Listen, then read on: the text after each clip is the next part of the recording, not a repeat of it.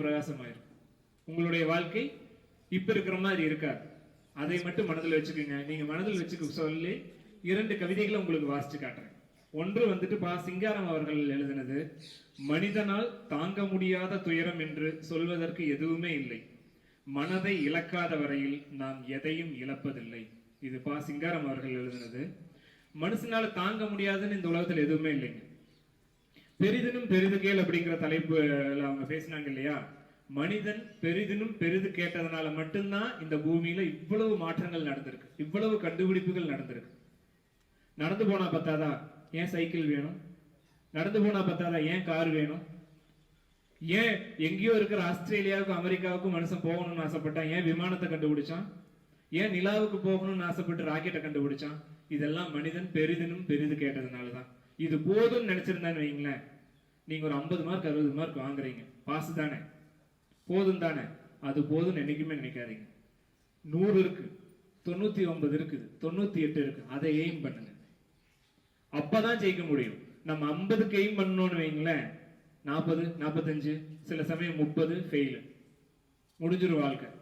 100க்கு எய்ம் பண்ணுங்க. எப்பவுமே இது வரைக்கும் நம்ம எய்ம் பண்ணிருக்கோமான்னு தெரியல. 100க்கு எய்ம் பண்ணுங்க. 90ல லேண்ட் ஆகி 90 மதிப்பெண் வாங்கினாலும் உங்களுக்கு ஒரு மரியாதை இருக்கும். மதிப்பெண் தான் முக்கியம்னு சொல்லல, ஆனா உங்களுடைய வாழ்க்கைக்கு கல்விதான் முக்கியம். அதற்கு அதை அளவீடு செய்யக்கூடிய ஒரு கருவி என்ன தெரியுமா? மதிப்பெண் தான். அதனால மனசை எப்பவுமே இழந்துடாதீங்க. உங்க மனதுக்கு நீங்களே தைரியம் சொல்லி சொல்லி படிச்சுக்கிட்டே இருங்க. இசையுடைய ஒரு கவிதை, மனசை பத்தின கவிதை பேசணும்னு நினைச்சேங்க உங்ககிட்ட.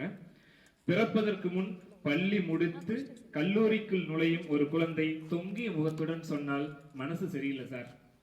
தெய்வமே, அவள் இன்னும் பிறக்க கூட இல்லையே, அதற்குள் அவளுக்கு ஒரு மனம் பிறந்து அதற்குள் அது சரியில்லாமலும் ஆகிவிட்டதா?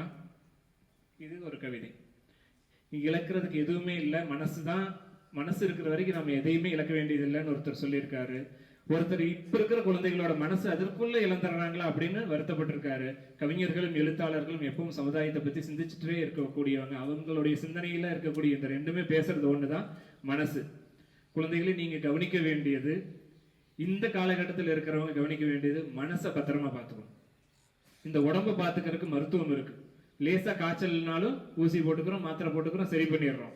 ஆனா இந்த மனசு இருக்கு இல்லையா, சின்ன சின்ன விஷயத்துக்கெல்லாம் உடஞ்சு போயிடும், சின்ன சின்ன விஷயத்துக்கெல்லாம் சோர்ந்து போயிடும். அப்படி நீங்க உங்களோட மனசை என்றைக்கும் உடைந்து போக விட்டு விடாதீர்கள். நாம் இருக்கிற வரைக்கும் நமக்கு வேற யாரும் தேவையில்லை. நாம் இருக்கிற வரைக்கும் நமக்கு மிகப்பெரிய பலமாக நாம் இருக்கிறோம். நம்ம மனசு இருக்கு, நம்ம உழைப்பு இருக்கு. அதை மட்டும் நினைச்சுக்கோங்க. 50 மார்க் 60 மார்க் எய்ம் பண்ணாதீங்க. பெரிதினும் பெரிது கேளுங்க.